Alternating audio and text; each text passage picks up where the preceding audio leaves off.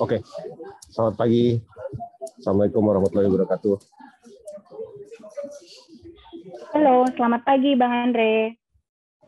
Selamat pagi, apa kabar? Kabar baik, Bang Andre. Sebelumnya kita akan membuka acara pagi ini. Assalamualaikum warahmatullahi wabarakatuh. Selamat pagi kepada para alumni Fakultas Hukum Universitas Indonesia dan para peserta dimanapun berada. Kembali bertemu di acara Legal Expo 2021. Alumni Fakultas Hukum Universitas Indonesia, Angkatan 91 berkolaborasi dengan Irma Devita Learning Center atau IDLC. Sungguh kehormatan bagi saya, Winda Tania, untuk memandu jalannya pada pagi ini.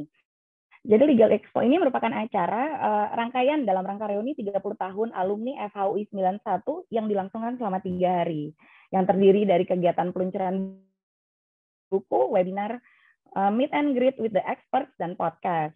Nah, pada sesi kali ini, expert atau ahli yang dihadirkan adalah seorang lawyer aviasi yang sudah banyak berkecimpung dalam bidang ini, yang tentu saja sudah menangani banyak klien, mulai dari perusahaan penerbangan, manufaktur pesawat, hingga pengelola bandar udara. Beliau adalah Bang Andre Rahadian. Halo Bang, selamat pagi Bang. Selamat pagi, apa kabar Winda? Terima kasih atas introduction-nya. Ya, sebelumnya saya akan mungkin membacakan bahwa Bang Andre ini juga selain partner pada kantor Dantansa PRP, juga merupakan Ketua Masyarakat Hukum Udara, Ketua Umum ILUNI Universitas Indonesia, Komite Tetap Hukum dan Peraturan Internasional pada Kamar Dagang dan Industri Indonesia, anggota Komite Etik Asosiasi Fintech Pendanaan Bersama Indonesia, dan tentu saja sebagai Ketua Satgas Badan Koordinasi Rawan COVID-19. Wah Bang, dengan segala kesibukan yang ada, terima kasih sekali loh Bang, pagi ini Bang Andre bisa hadir untuk berbagi cerita bersama kami. Terima kasih, sama-sama. Saya nggak berani nolak soalnya teman-teman angkatan. Iya, Bang Andre. Dan kita bikin juga, karena kita iya bikin betul. juga. Jadi kebetulan Bang Andre juga tentu saja alumni FHUI 91 ya Bang ya? Yes. Oke. Betul. Bang, mungkin kita juga sambil nunggu teman-teman yang lain, kita juga bisa ngobrol santai dulu ya Bang. Mungkin mulai dari dulu pas kuliah, Bang Andre dulu gimana, sukanya apa. Mungkin kita bisa dari situ ya Bang, sebelum kita masuk ke topiknya tentang bidang aviasi ini. Ya, boleh. Ini kebetulan saya juga lagi di airport mau ke Manado, jadi pas kalau kita ngomongin soal aviasi langsung dekat pesawat. Oh iya, oke. Pantesan. Jadi mohon maaf kalau rame dan pakai masker ya. Ya, bagus Bang. Jadi selain emang di bidang aviasi, proses juga tetap ya Bang, sekalian visit ke bandara. Sekalian visit ke bandara, langsung lihat kondisi langsung. Betul. Baik Bang, mungkin gimana? Kita awalnya pengen tahu dulu nih Bang Andre, dari profesi yang tadi sebelumnya sudah disebutkan, ini sudah aktif dari dulu di kampus atau gimana sih Bang pas kuliah bisa sekarang bisa banyak banget gitu profesi yang dilakukan secara bersamaan? Enggak sih, dari kuliah lebih sering main sebenarnya ya.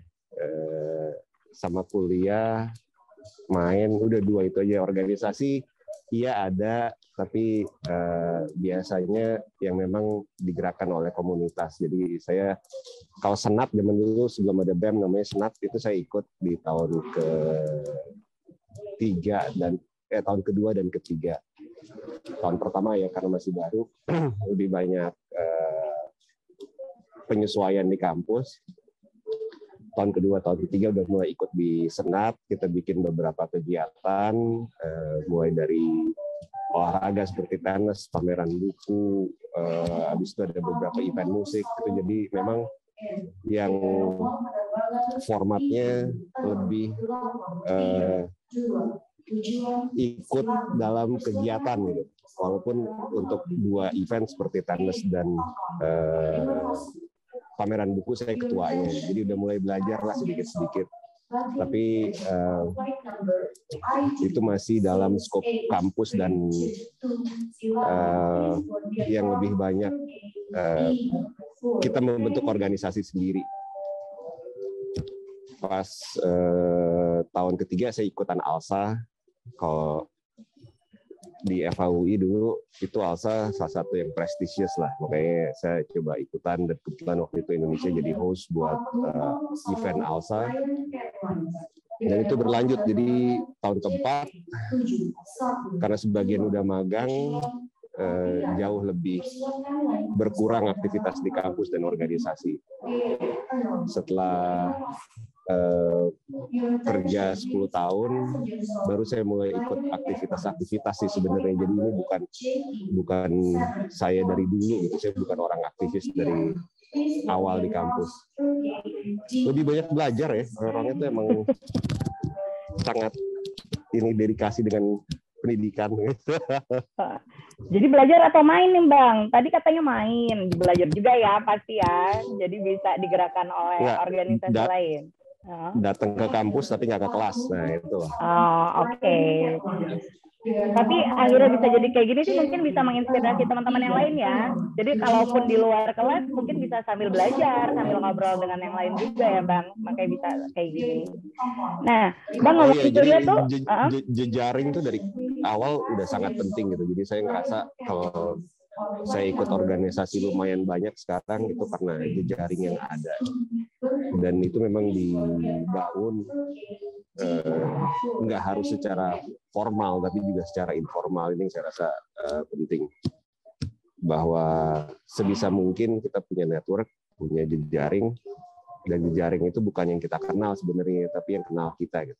Jadi itu lebih penting saya rasa buat kita sama-sama mulai bangun sedini mungkin jejaring yang ada. Oke. Itu setuju sekali Bang dengan pendapat demikian. Sehingga nanti akan mempermulus jalannya sampai saat ini ya Bang. Ya, jadi kalau ngomongin kuliah Bang, dari semua yang tadi Abang sebutin paling berkesan apa Bang? Pada saat momen kuliah tersebut, ada nggak? Momen kuliah ya? Momen kuliah itu yang pasti zaman tahun pertama kedua itu saat kita baru lepas dari SMA dari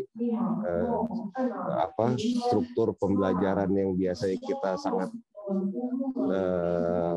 diatur terstruktur, semuanya ada jamnya, pindah ke kuliah yang sangat bebas, kita bisa ngatur kelas sendiri dan yang lain-lain. Itu waktu yang sangat menarik buat saya, adjustment yang paling seru. Tapi saya rasa tiap momen ada keseruannya masing-masing gitu ya. Itu karena saya tipe orang yang enjoy the moment, jadi ya, dan selalu meng-create momen untuk bisa dinikmati itu penting juga tuh. Self happiness yang ada. Jadi momen kuliah pasti banyak hal-hal yang menarik lah. Yang kalau diingat sekarang, waktu itu sih enggak seru gitu ya. Tapi over time, oh iya benar juga, oh iya seru juga, oh iya untung dulu saya begini gitu. Kadang kita nggak ngerasain at that moment, tapi setelah beberapa lama baru kita mulai ngerasa manfaat dan hal-hal baik maupun hal-hal yang nggak baik yang kita lakukan ternyata ada impact-nya pada saat ini. Tapi so far oke sih, saya senang waktu zaman kuliah. Iya, dan tentu saja makanya masih bisa sampai kontribusi jadi ketua umum Iluni UI ya Bang ya. Jadi pasti kesan-kesan yang didapat pada saat kuliah sampai sekarang masih tetap ada attachment-nya sih, pasti luar biasa Bang. Nah mungkin kita bisa mulai masuk ya Bang, ngomongin industri aviasi nih Bang. Jadi kan pada sesi kali ini kan sebetulnya kita tentang meet and greet with expert, dan Abang ini dikenal sebagai lawyer aviasi yang sudah lama berkecimpung di bidang ini. Bisa ceritain nggak Bang ke kita kenapa Bang Andre tertarik untuk mulai berkecimpung di industri aviasi ini Bang? Iya, pertama itu karena memang kerjaan ya. Jadi waktu itu kebetulan kantor kita diminta oleh salah satu maskapai untuk membantu restrukturisasi mereka dan sekaligus pengembangan armada.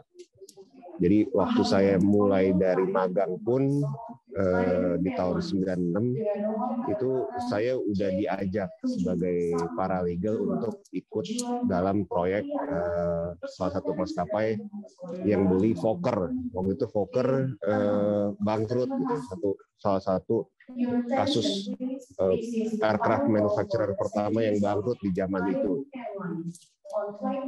Jadi saya ikutan kasus itu, saya membantu partner. Habis itu setelah saya lulus kuliah, saya jadi associate, diminta untuk membantu satu maskapai. Dan kebetulan saya memang biasa kalau laki-laki kan suka interested ke pesawat, ke mobil gitu ya. Dan pesawat salah satu yang menarik buat saya. Jadi selain saya belajar hukumnya dan juga mempraktekkan dalam pemberian advis, ini kesempatan saya juga untuk tahu lebih banyak soal pesawatnya itu sendiri, soal operasionalnya, soal teknikalnya bahkan, karena saya sampai tahu berapa maksimum take off weight yang ada, berapa thrust dari pesawat untuk tipe-tipe narrow body, berapa untuk wide body yang pas dengan landasan. Jadi itu memang satu hal yang kalau kita mau kita bisa pelajari, dan karena kebetulan itu menjadi kerjaan saya cukup panjang, akhirnya ada yang ngajak kita untuk membuat satu organisasi namanya Masyarakat Hukum Udara. Oh, oke. Jadi awalnya memang karena Abang berkecimpung dengan industri atau maskapai penerbangan tersebut, kenal banyak orang, kemudian jadi mulai untuk masyarakat hukum udara, gitu ya Bang awalnya? Ya, karena kita ngelihat bahwa kalau di hukum di aviasi sendiri itu kan sangat regulated ya. Jadi selain perbankan dan sektor keuangan, aviasi salah satu yang highly regulated. Dan waktu itu belum ada tuh organisasi advokat atau konsultan hukum yang khusus berkecimpung atau dianggap mengerti hukum udara atau aspek-aspek aviasi. Maka kita diajak membentuk itu oleh banyak guru-guru besar juga. Jadi kumpulan dari akademisi, praktisi, saya mewakili praktisi, ada juga dari otoritas. Jadi ini memang sarana buat kita sebagai ekosistem waktu itu awal-awal ya, untuk ngerti dan memberikan kontribusi ke kemajuan aviasi di Indonesia. Menarik kan dengan blend yang ada, dan awalnya saya diajak jadi sekjen. Habis itu di periode berikutnya saya jadi ketua masyarakat. Oke. Nah, Bang, artinya kan Bang Andre ini bisa dibilang sejak magang di tahun 96 dan hingga saat ini juga masih sebagai ketua masyarakat hukum udara, tentu sudah mengetahui dahulu industri aviasinya seperti apa dan dengan saat ini. Nah, bedanya tuh gimana sih Bang? Apakah dengan adanya juga MHU yang menjadi mungkin kontributor untuk Kementerian Perhubungan, itu ada perbedaan yang mungkin bisa dirasain nggak Bang dulu dan sekarang? Bisa diceritain ke kita? Oh ya, dengan kondisi sekarang, apalagi karena pandemi ya, kita ngelihat bahwa ini merupakan satu tantangan buat dunia aviasi. Kalau dulu itu waktu kita baru mulai di tahun 99, 2000, itu adalah saat industri penerbangan baru bangkit. Dari sebelumnya kita selalu menggunakan pesawat tua. Kalau Boeing 737 itu 200 gitu ya, yang bahkan bukan klasik lah. Itu kayaknya yang basic banget, habis itu baru klasik itu 300 sampai 500 serinya. Sekarang di tahun itu kita negosiasi untuk pesawat-pesawat yang udah nggak dipakai di Amerika, di Eropa, baru ke Indonesia. Pada saat pertengahan 2000-an ya, 2005, 2006 itu baru Indonesia jadi salah satu pengorder pesawat paling besar. Dengan mulainya Garuda, Lion, masuknya AirAsia itu order pesawatnya semua baru, 737 baru, Airbus baru. Nah itu mulai naik lah dunia aviasi kita. Yang dulunya average umur pesawat sekitar 20 tahun, 22 tahun, sekarang average pesawat jadi pada saat itu ya jadi 6 sampai 8 tahun. Jadi salah satu negara yang fleet-nya rata-rata muda. Tapi sekarang ini udah mulai due untuk diganti lagi nih semua nih, karena waktu itu perhitungannya dari 2005 pembelian datang pesawat itu di antara 2010. Sekarang kan udah 11 tahun ya. Jadi biasanya umur pesawat mereka dengan planning pembelian itu 10 tahun sewa plus opsi 2 tahun, biasanya dibalikin karena udah ada generasi baru.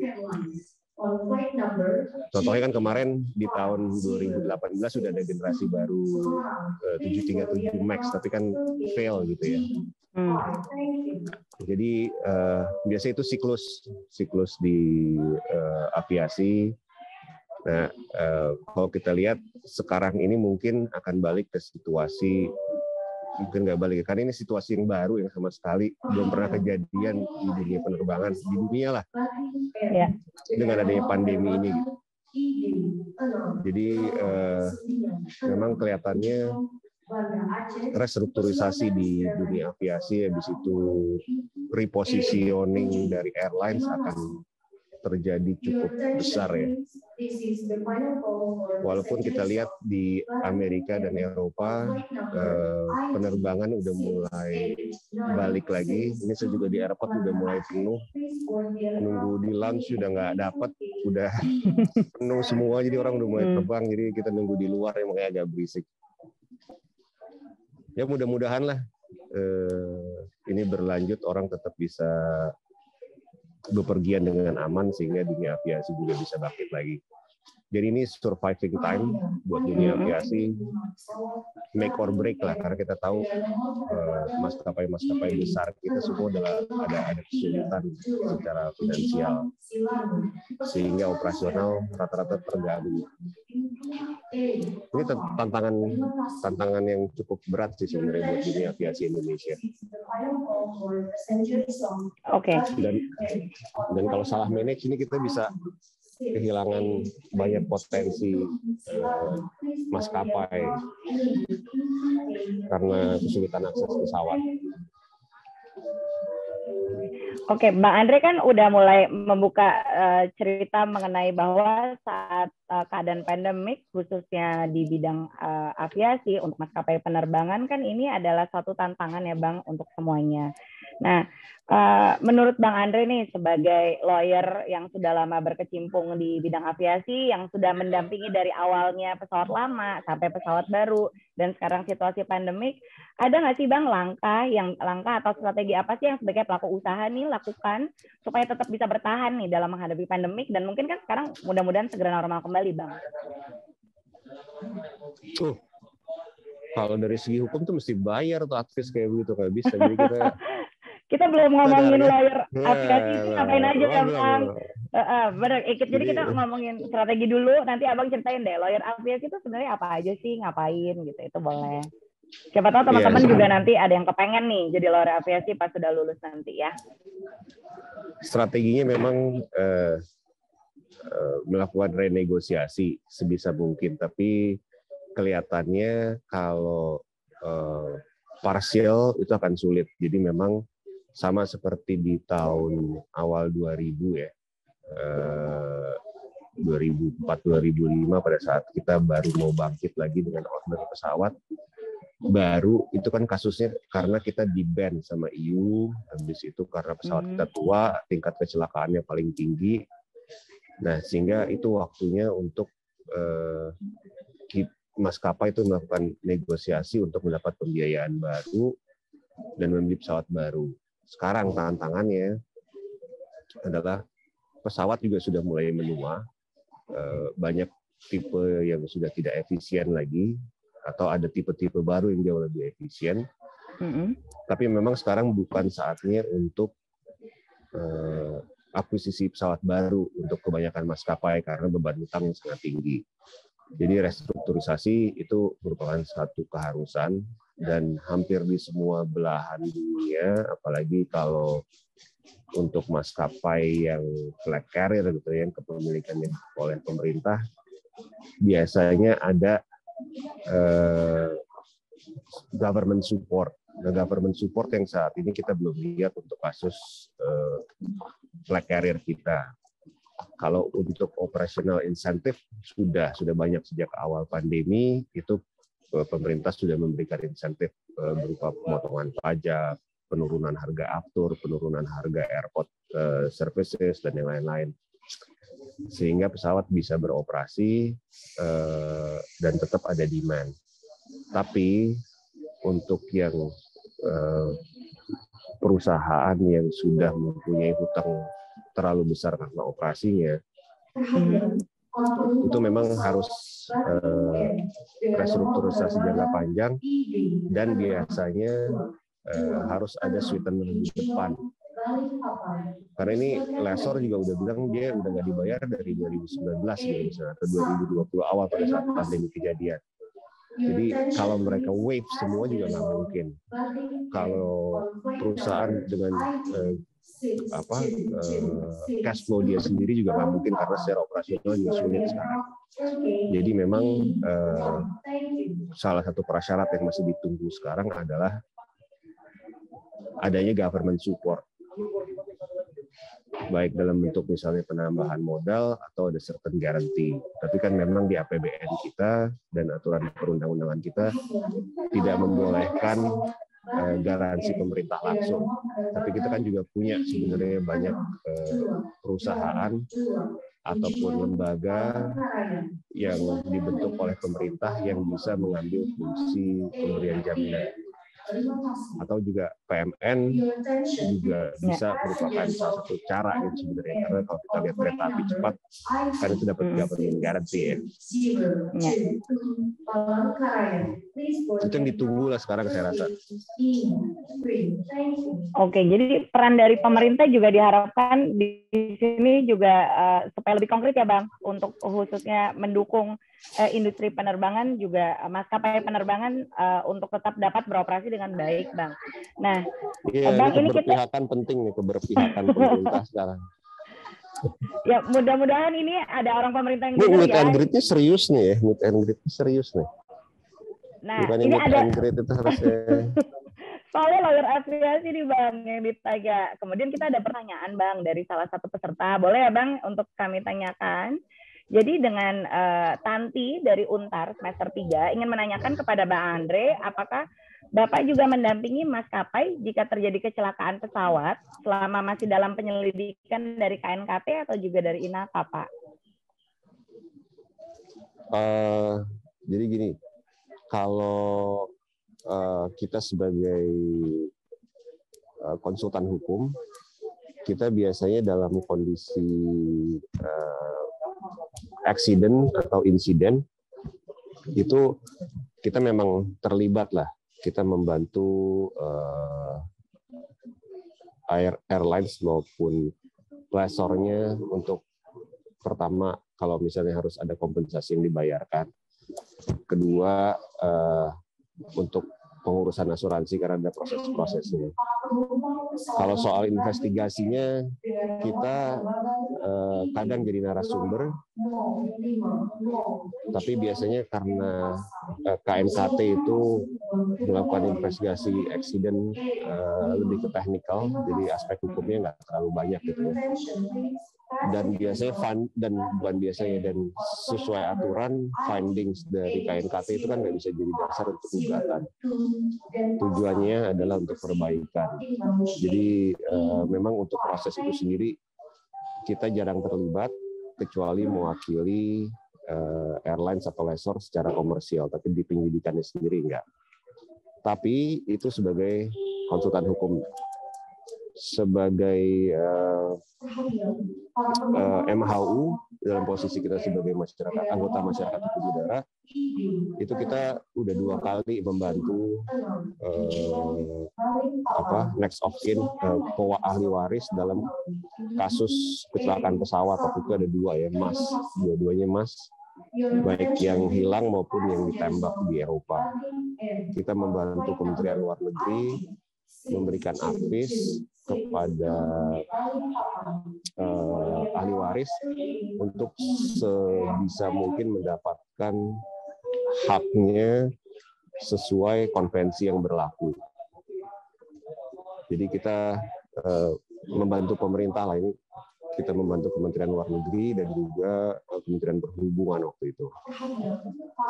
Jadi memang keterlibatan secara teknis tidak, tapi sebagai lawyer maupun sebagai organisasi kita membantu stakeholder yang ada dalam hal terjadi satu aksiden.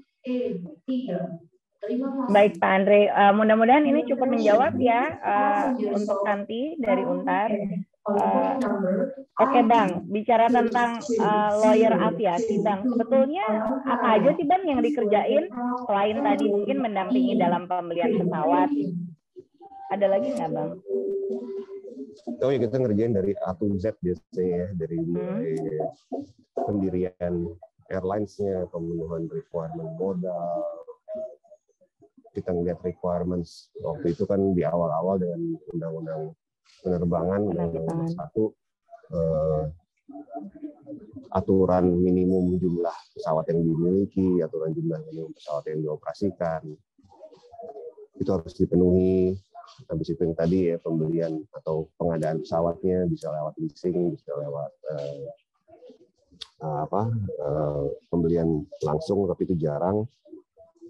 Juga kalau ada regulatory issues, keharusan mereka untuk memenuhi dalam operasional, itu kontrak-kontrak dengan MRO untuk maintenance mereka, kontrak untuk parts, di situ ada misalnya mereka harus ada pelatihan, jadi kita nego dengan institusi pelatihan untuk sewa simulator.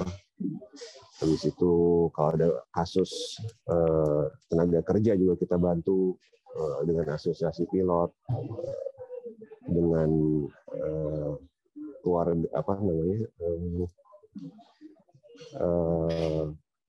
supporting seperti bandara, kargo dan lain-lain, serta pengembangan usahanya. Jadi kita membantu operasional, regulatori, termasuk juga ekspansi yang mau didirikan. Kalau misalnya biasanya airline itu selalu akhirnya end up dengan punya afiliasi atau anak perusahaan yang bergerak untuk mensupport aviasinya, seperti biasanya ada yang punya anak perusahaan di bidang catering untuk pesawat, anak perusahaan yang bergerak di bidang transportasi untuk mendukung kru, pergerakan kru, yang punya hotel untuk tempat-tempat penginapan kru. Jadi memang ekspansi itu ada dan kita lakukan juga. Jadi akhirnya core-nya tetap di airlines, tapi kita juga membantu pengembangan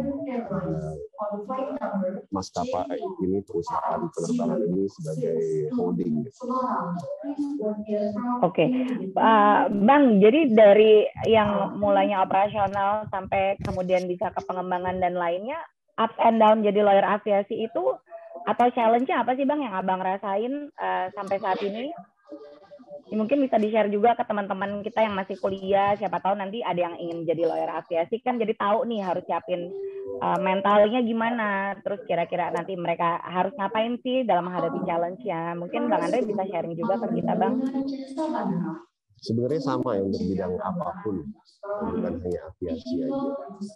Tapi kalau kita kerja di atau membantu klien yang punya bisnis di perkebunan, di pertambangan, di konstruksi, manufacturing, itu kita mesti bukan hanya tahu struktur perjanjian, struktur legalnya, tapi akan lebih baik pada saat kita memberikan advice atau memeriksa perjanjian kalau kita tahu GIS-nya, kalau kita tahu isinya sebenarnya, operasionalnya sebenarnya gimana, konsekuensi yang ada, resiko-resiko yang mungkin timbul, habis itu biasanya default-nya di mana, kalau one prestasi biasanya dari aspek mana aja. Ada juga kan misalnya yang memang sudah given gitu, kemungkinan kalau misalnya perkebunan ada kemungkinan terlibat sama pembakaran hutan pada saat mereka melakukan pembebasan lahan. Begitu juga untuk aviasi, pada saat mereka melakukan pengadaan pesawat, itu kan ada keharusan bukan hanya bayar sewa, tapi juga yang namanya additional rent. Additional rent itu yang dipakai untuk membayar research. Jadi kalau kita mengoperasikan pesawat itu kan ada yang harus diperbaiki atau harus dirawat. Engine misalnya. Jadi selain kita bayar sewa, per jam juga kita bayar ngumpulin uang agar pada saat nanti engine itu harus diperbaiki, ada uangnya gitu. Jadi lessor biasanya minta si operator untuk nabung dari awal. Nah ini kalau kita tahu misalnya secara teknis kita tahu bahwa biasanya untuk A-check, B-check, C-check itu atau letter check biasanya disebutnya itu perlu 3,5 juta gitu. 3,5 juta dan biasanya G-nya dalam 2 tahun. Kalau kita tahu itu, berarti kita bisa nego nanti misalnya gini deh, buat cash flow gue nggak mau bayarin dulu semua 3 juta. Jadi gue cicil pembayaran per bulannya sampai dalam waktu 2 tahun itu sekitar 2,4 juta lah. Jadi pada saat yang 7 saya cuma bayar additional 600.000. Nah ini kan juga cash flow itu juga suatu hal yang penting buat perusahaan. Ya. Jadi kita juga tahu secara cash flow gimana yang paling ringan buat mereka kalau harus cicil, karena pada saat itu ada revenue, ada juga yang kita lihat bahwa berapa sih yang mereka bisa bayar one time, dan berapa besar sebenarnya yang kita bisa reserve dalam periode penggunaan, plus berapa rata-rata biaya perbaikan pesawat gitu, mesin. Nah ini kan mengharuskan kita sebagai lawyer bicara sama orang maintenance. Jadi kita ketemu sama mereka, nanya Pak ini gimana. Dan orang maintenance biasanya dengan lingunya sendiri, dengan bahasanya sendiri mengenai spare parts, mengenai material-material yang perlu, berapa lama jangka waktu turnaround time.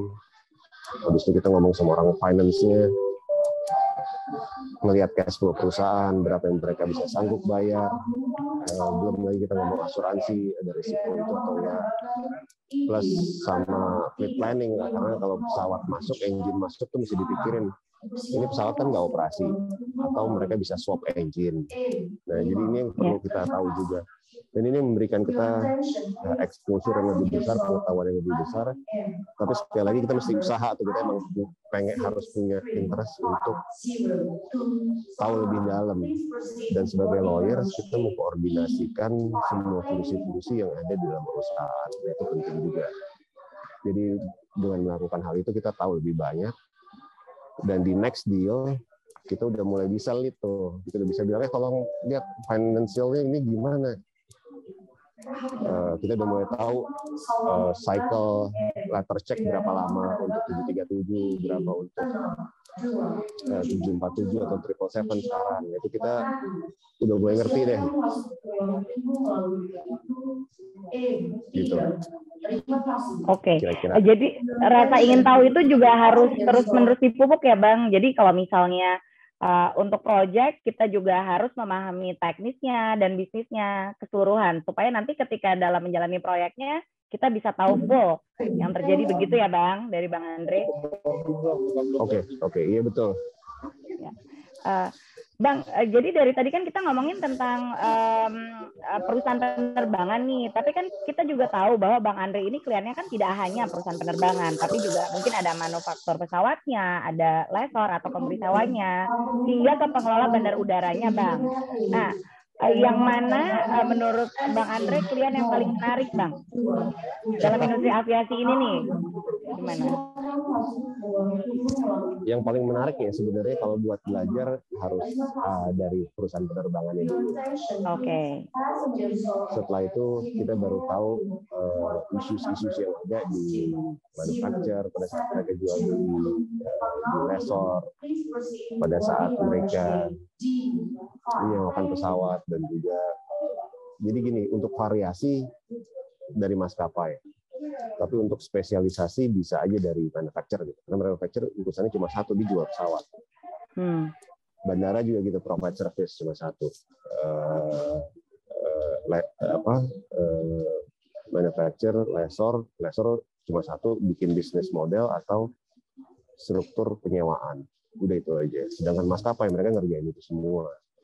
Jadi buat entry point memang menarik kalau bisa kita membantu atau tahu lebih banyak dari maskapai, karena mereka yang berhubungan dengan semua fungsi yang tadi kita sebutin. Oke. Baik Bang, sebetulnya kan jadi kayaknya kalau lihat dari jalan cerita Abang tadi tentang karir Abang dari 96 magang udah ngerjain aviasi, berarti udah jalannya kali ya Bang, emang Abang untuk memahami banget dunia aviasi ini hingga sampai sekarang aja masih sering terbang loh pandemik. Terima kasih sekali Bang Andre untuk yang sudah disampaikan ke kita semua. Mungkin Bang Andre, ya ada nggak Bang masukan atau pesan-pesan ke yang para teman-teman kita yang masih kuliah atau para peserta hari ini Bang, gimana sih supaya bisa tetap konsisten menjadi lawyer yang baik, kemudian dapat berperan serta di organisasi di depannya nanti? Ya, jadi lawyers memang memerlukan skill untuk bisa pertama ya ketelitian, habis itu negotiating skill, plus juga kemampuan untuk menganalisa di mana kemungkinan breach, di mana kemungkinan ada dispute. Nah ini hal-hal ini ada beberapa yang bisa kita pelajari dari awal karena memang itu masuk di pendidikan kita. Ada yang kita dapat dari pengalaman, seperti contohnya untuk tahu di mana kemungkinan default, di mana kemungkinan ada breach, itu biasanya berdasarkan pengalaman dan juga pengetahuan tambahan, misalnya dengan banyak membaca atau diskusi dengan banyak orang. Nah di sini perlunya kita juga selain bekerja dan membangun expertise, kita juga punya network, punya jejaring dan organisasi di mana kita ikut tuh biasanya sebaiknya yang mendukung interest kita dan juga pekerjaan. Jadi kalau makanya saya involve di saat ini di masyarakat hukum udara, waktu dulu sempat di HKHPM, habis itu juga di Kadin ini karena mensupport kegiatan saya sebagai pengacara. Tapi kalau yang Iluni gitu kan atau sekarang di Satgas itu lebih untuk giving back lah, itu social skills, walaupun juga sebenarnya sangat banyak manfaat untuk personal skill saya sendiri. Jadi jangan pernah take advantage atau mengecilkan fungsi-fungsi dari kegiatan-kegiatan ekstrakurikuler lah kalau zaman dulu atau pada saat ini kerjaan organisasi-organisasi yang ada, karena you can learn so many things from many people. Yang biasanya kalau kita datang hanya sebagai lawyer, itu ada pretensi lu cuma pengen dapat ilmu atau pengen make money gitu kan sebagai profesional. Tapi kalau kita masuk sebagai organisasi, itu ada hal lebih besar yang dibawa. Makanya kenapa biasanya banyak sekali organisasi profesi yang dibentuk. Karena pertama untuk jejaring, untuk saling bertukar informasi, kedua untuk bisa punya pressure gitu, punya bargaining positions, karena kalau satu-satu akan nggak sebaik kalau misalnya ini industri yang atau satu profesi yang menyampaikan. Kira-kira itu, mudah-mudahan teman-teman semua, ini saya lihat teman angkatan saya juga banyak pasti pengalaman semua juga dengan kegiatan-kegiatan yang ada, dan kalau ada teman-teman dari alumni muda atau mahasiswa, mudah-mudahan bisa belajar banyak juga dari kegiatan Legal Expo ini. Baik, Bang Andre, terima kasih banyak atas kehadirannya yang menyempatkan juga waktunya padahal lagi di bandara ya Bang. Jadi terima kasih sekali Bang Andre bersedia meluangkan waktu untuk berbagi cerita kepada kami semua di sini Bang.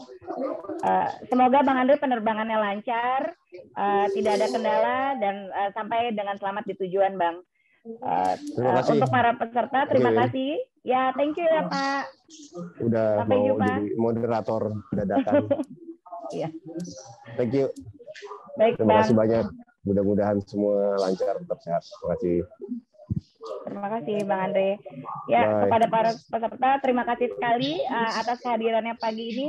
Semoga dapat memberikan manfaat dan keberkahan bagi seluruh kontributor. Selamat pagi.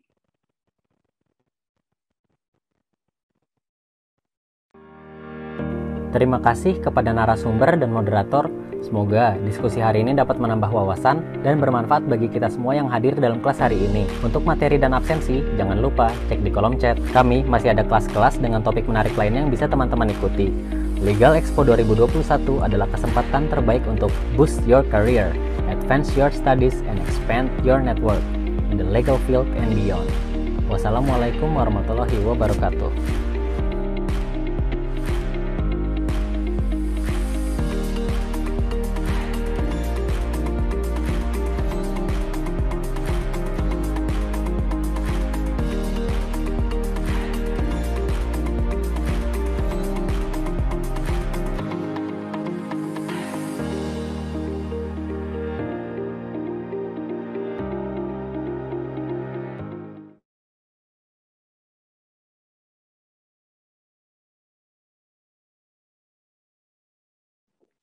Terima kasih Ibu Winda dan Pak Andre atas partisipasinya.